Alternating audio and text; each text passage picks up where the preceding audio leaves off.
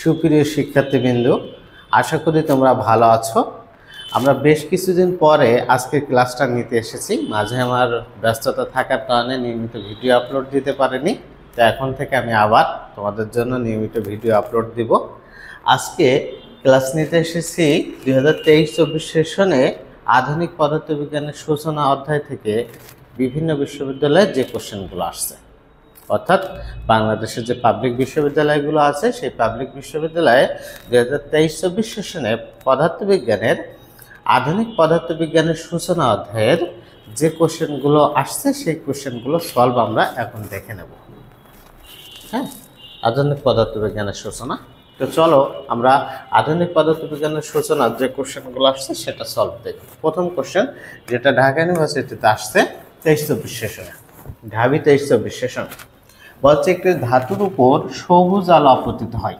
একটা ধাতুর উপর সবুজ আলো আপতিত হলে ফটো ইলেকট্রিক নির্গত হয়। মানে সবুজ আলো, একটা ধাতুর উপর যদি সবুজ আলো আপতিত হয় তাহলে ফটো ইলেকট্রন নির্গত হয়। ঠিক আছে, ধাতুর উপর সবুজ আলো পড়লে ফটো ইলেকট্রনটা নির্গত আছে।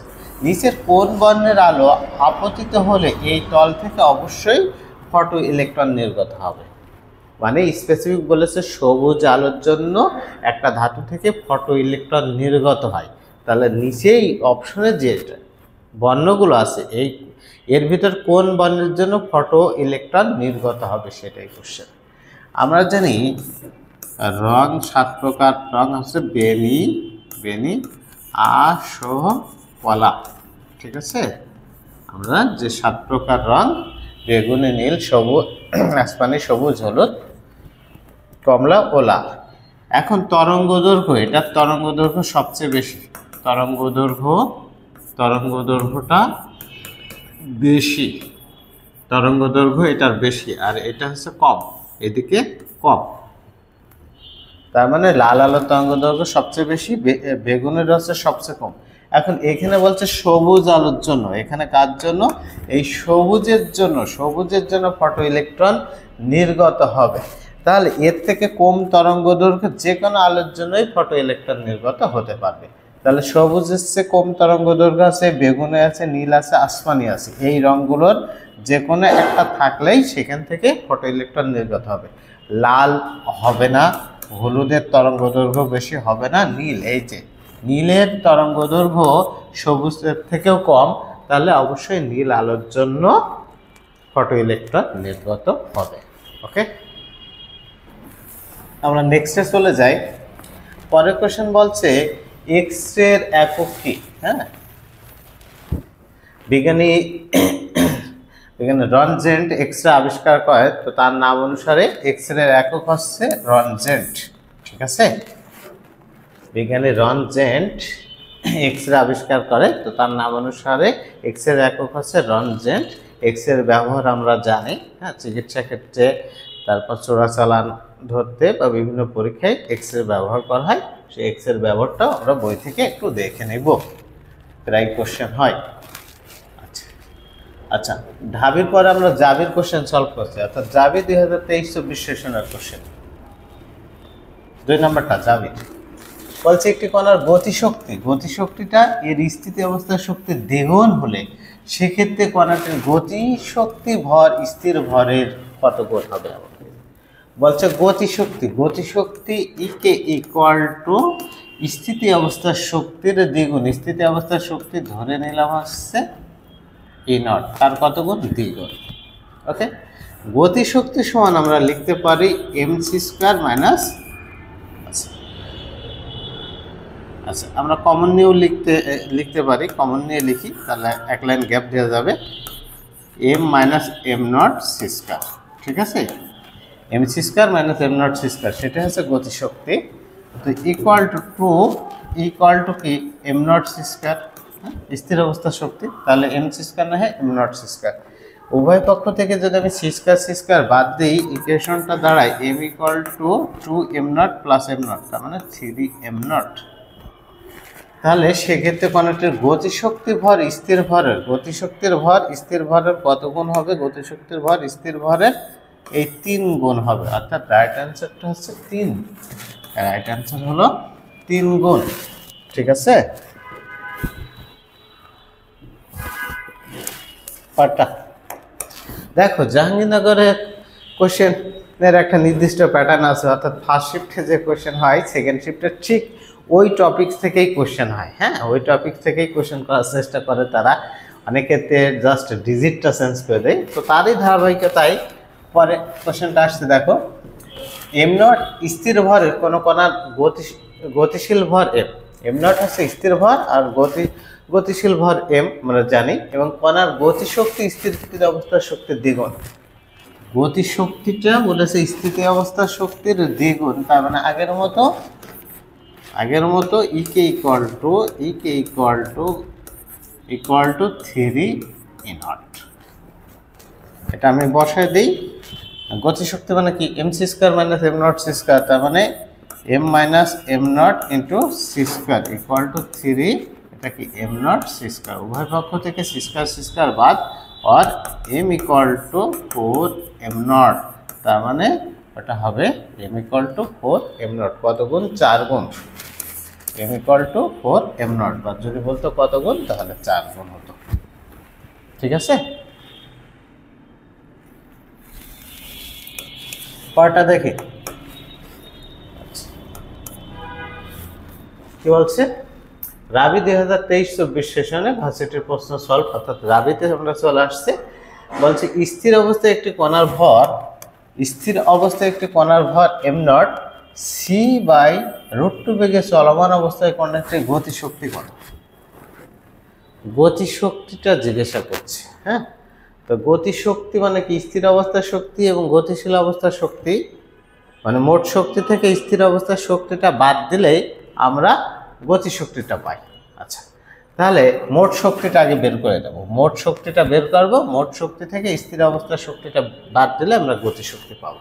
তাহলে মোট শক্তি ইকুয়াল টু কি, এম সি স্কোয়ার। মোট শক্তি equal to M C square. M কি ডিরেক্ট দেওয়া আছে না, তাহলে এম এর পরিবর্তে আমরা লিখতে পারি M naught by √1 minus V by C তার হোল স্কোয়ার, আর এখানে সি স্কোয়ার থাকলো। তাহলে এম নট √1 মাইনাস ভি কত, ভি হচ্ছে সি বাই √2 বাই সি। তো ক্যালকুলেশন করি, এই সি কাটবে, এই রুট স্কোয়ারে কাটবে, তার মানে 1 মাইনাস হাফ মানে হাফ, তো রুট করলে আলটিমেটলি দাঁড়ালো কি √2 এম নট। কত দাঁড়ালো? √2 এম নট দাঁড়ালো। ঠিক আছে, এটা হচ্ছে মোট শক্তিটা হলো। মোট শক্তি কত? √2 এম নট। √2 মানে কত? 1.41 এম নট। তাহলে যদি বলে মোট শক্তিটা হবে 1.41 এম নট। হ্যাঁ, আর বলেছে কি গতিশক্তি কত? গতিশক্তি ইকুয়াল টু আমাদের মোট শক্তি থেকে স্থির অবস্থার শক্তিটা বাদ দেব। মোট শক্তি থেকে স্থির অবস্থার শক্তি, মোট শক্তি কত? মোট শক্তি পাইলাম 1.41 এম নট, আর স্থির অবস্থার শক্তি মানে কি, আচ্ছা সি তো আছেই। হ্যাঁ, এর সাথে তো শক্তি সি তো আছেই, সরি এখানে তো সি তো ছিলই আমাদের,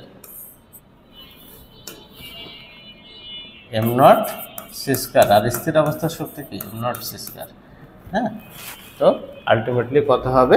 আলটিমেটলি বিয়োগ করলে 0.41 এম নট সি স্কোয়ার। এটা ঠিক আছে। পরের কোশ্চেন, সরি, বলছে একটি ফোটনের শক্তি দেওয়া আছে। ফোটনের শক্তি ইকুয়াল টু 6 ইলেকট্রনভোল্ট হলে ভরবেগ কত? ভরবেগ জিজ্ঞাসা করছে। আমরা জানি ইকুয়াল টু পিসি। ভরবেগ মানে কি, ভর এবং বেগের গুণফল, আর তার সাথে একটা সি মানে বেগ, তার মানে ইকুয়াল টু এমসি স্কয়ার হচ্ছে, তাই তো। ইকুয়াল টু পিসি, এখান থেকে ভরবেগ শেষ, অর্থাৎ P equal to E by C. P equal to কি, ই বাই সি। ই কত? ই হচ্ছে 6, আর সি কত? 3 × 10⁸। দেখো আলোর বেগ এসআই এককে যেহেতু মান বসাচ্ছি, তাহলে অবশ্যই এই শক্তিটাও এসআই এককে মান বসাইতে হবে, অর্থাৎ ইলেকট্রোভোল্ট রাখতে পারবো না, আমি জুলে কনভার্ট করবো। তো জুলে কনভার্ট করা মানে কত? ইলেকট্রনের চার্জ দ্বারা। ইলেকট্রোভোল্ট থেকে জুলে নিতে হলে ইলেকট্রনের চার্জ দ্বারা গুণ করবো, করেছি। তাহলে এটা কাটলে কত হয়? 2 হয়।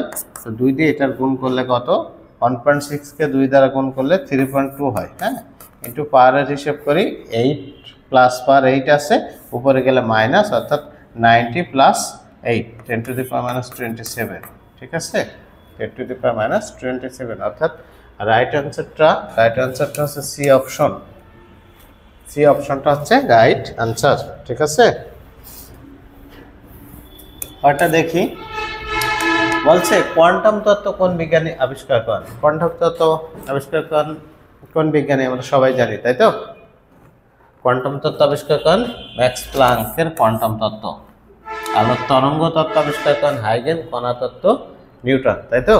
আর আলবার্ট আইনস্টাইন কি করেন, আপেক্ষিক তত্ত্ব আবিষ্কার করেন। Albert Einstein theory of relativity বা আপেক্ষিক তত্ত্ব আবিষ্কার করেন। ওটা বলছে প্লাঙ্কের ধ্রুবকের প্রায়, মানে প্লাঙ্কের ধ্রুবকের মান কত। তো আমরা জানি প্লাঙ্কের ধ্রুবকের মান 6.63 × 10 to the power minus 34 joule second. প্লাঙ্কের ধ্রুবকের মান 6.63 × 10 to the power minus 34 joule second, অর্থাৎ B option right answer. B অপশনটা রাইট অ্যান্সার। কটা বলছে কোনো বস্তুর বেগ আলোর বেগের সমান হলে এর ভর কত হবে। হ্যাঁ, কোনো বস্তুর বেগ আলোর বেগের সমান হলে ভর কত হবে। তো চলো দেখে আসা যাক। আমরা যদি ভর m = m0/√1 - v/c তার হোল স্কয়ার। এখন বস্তুর বেগটা কি, বস্তুর বেগটা কি আলোর বেগের সমান। বস্তুর বেগ হচ্ছে আলোর বেগের সমান, তার মানে v = c এই ইকুয়েশনে বসাই। তাহলে m = m0/√1 - v = যেহেতু c, c/c তো কাটাকাটি যাবে 1 1 - 1 0, তো সামথিং বাই 0 মানে ইনফিনিটি। তো কোনো বস্তুর বেগ আলোর বেগের সমান হলে ভর কত হবে, ভর হবে অসীম, ঠিক আছে। কোনো বস্তুর বেগ আলোর বেগের সমান হলে তার ভরটা হবে অসীম, ভরটা। ওকে, এর মাধ্যমে আমাদের 2023-24 সেশনে আধুনিক পদার্থবিজ্ঞান থেকে যে কোশ্চেনগুলো আসছিল সেই কোশ্চেনগুলো আমরা সলভ দেখলাম। তো আমার পরবর্তী ভিডিওটি দেখতে আমার চ্যানেলটা সাবস্ক্রাইব করে সাথে থাকো। তো আমি পরবর্তী ভিডিও নিয়মিতভাবে দিব। তো সবাইকে ধন্যবাদ জানিয়ে আজকের মতো শেষ করছি।